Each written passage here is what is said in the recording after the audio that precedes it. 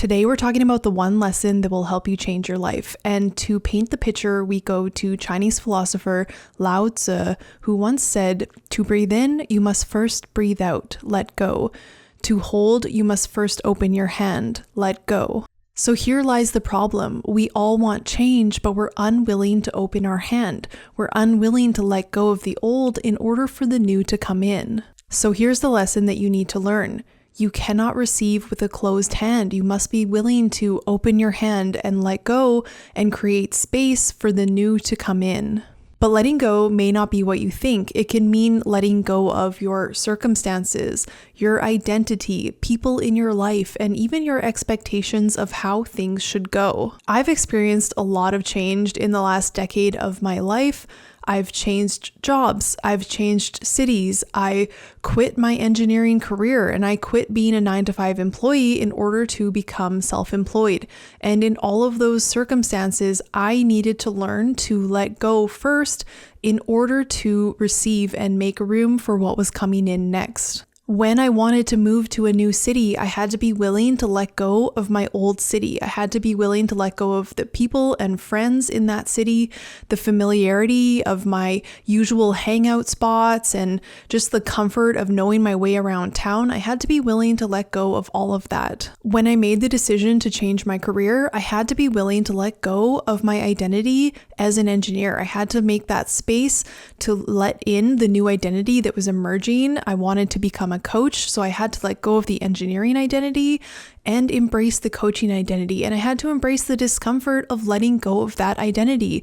It's uncomfortable to have to let go and not be able to have an easy explanation to people like, oh yeah, I'm an engineer. Like that was so easy. And now I was in this phase of transitioning into coaching, but I wasn't quite sure 100% on, what my niche was or what I was doing. And so it was a little uncomfortable to not have that identity be solid and familiar anymore. And so one thing that always comes up is that change feels hard. And why does change feel so hard? Well, the first thing that's going on is that change means getting out of your comfort zone. And as humans, we are wired for our comfort zone. We seek stability and predictability and safety, and anything that is unfamiliar and out of our comfort zone is automatically going to feel uncomfortable and unsafe to us, and we are wired to avoid that. And another thing that adds to this is that getting out of your comfort zone is a muscle that you flex. And so if you're kind of out of shape and you're not in the habit of getting out of your comfort zone, that makes it all the harder when you want to start again. The second thing that can make letting go so difficult is something called the sunk cost fallacy.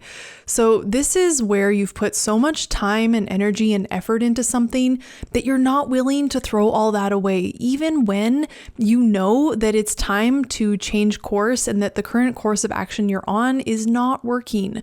And so this is like my career. I had been an engineer for 10 years. I had put a lot of time and money into my degree, into working in that field for 10 years. I had built up a certain amount of knowledge and competency, and switching careers feels hard because it feels like I'm going to throw all that away. It was for nothing, and I've already come so far that I should just keep going.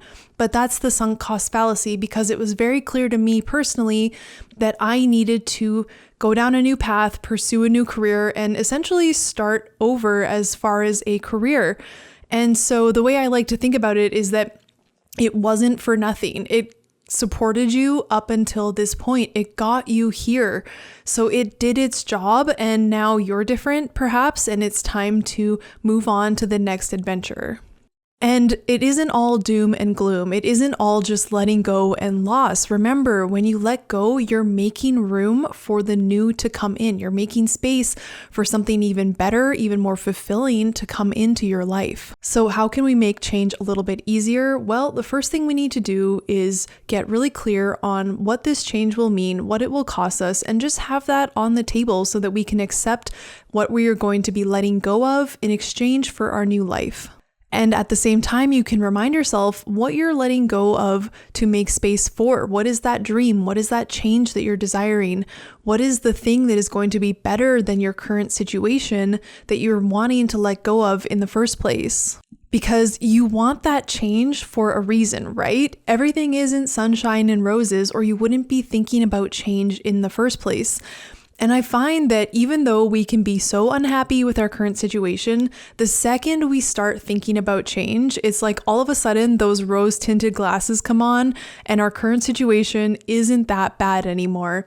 And so you really need to give your dream and your future the same shot that you're giving your past, and put those rose-tinted glasses on when you think about how good your life could be, how you're trading maybe a good situation for something that's great, or a not great situation for something that's going to be so much more satisfying and fulfilling.